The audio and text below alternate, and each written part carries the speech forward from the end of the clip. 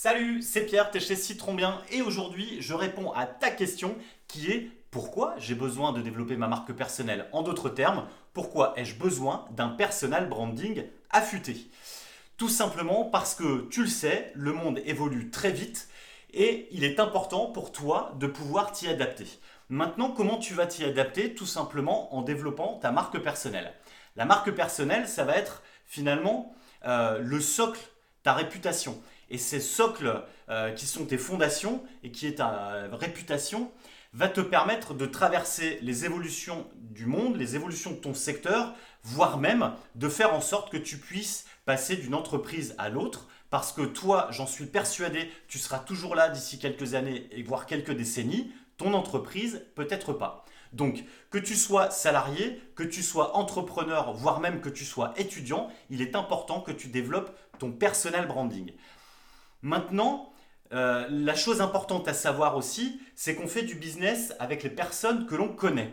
Tu le sais, le pouvoir du réseau est hyper important. Maintenant, si toi tu n'en as pas, ou en tous les cas si tu sembles que ton réseau n'est pas aussi développé, le personal branding, ta marque personnelle va te permettre de faire en sorte que les gens aient l'impression de te connaître et donc faire en sorte de faire appel à toi le moment venu, dès l'instant où ils auront un besoin que toi tu peux répondre. Et ça, c'est le personal branding qui va pouvoir te permettre de le faire.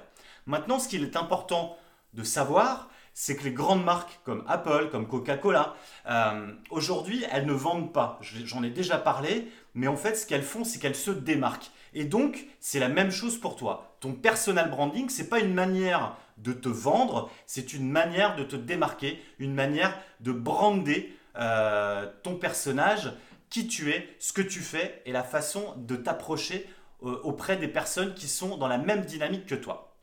Maintenant, si tu es convaincu par ce que je viens de te raconter, tu vas me poser cette question qui tombe à chaque fois. Comment je fais pour séparer la vie personnelle de ma vie professionnelle? En d'autres termes, j'aimerais garder une certaine forme d'intimité, etc., etc.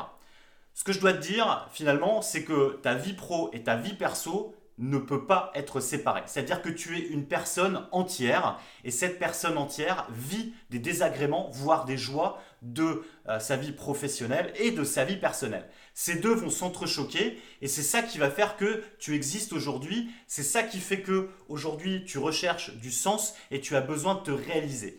Maintenant, ce qu'il faut savoir, c'est que on nous presse sans vilain jeu de mots, on nous presse aujourd'hui à nous réaliser dans notre travail, mais je pense qu'il est indispensable de se réaliser tout court. Et en fait, cette recherche de réalisation de soi montre bien finalement que le soi, encore une fois, on revient sur cette idée du personal branding et sur la manière de se développer soi-même. Maintenant, si tu souhaites savoir comment mettre en place un personal branding efficace, eh bien je t'invite à une prochaine conférence qui se fera en physique, mais qui sera aussi en ligne. Je te mets les détails ci-dessous. Je te dis à bientôt. Évidemment, si tu as des questions, tu me contactes. Et puis en attendant, je te dis, porte-toi bien. Salut!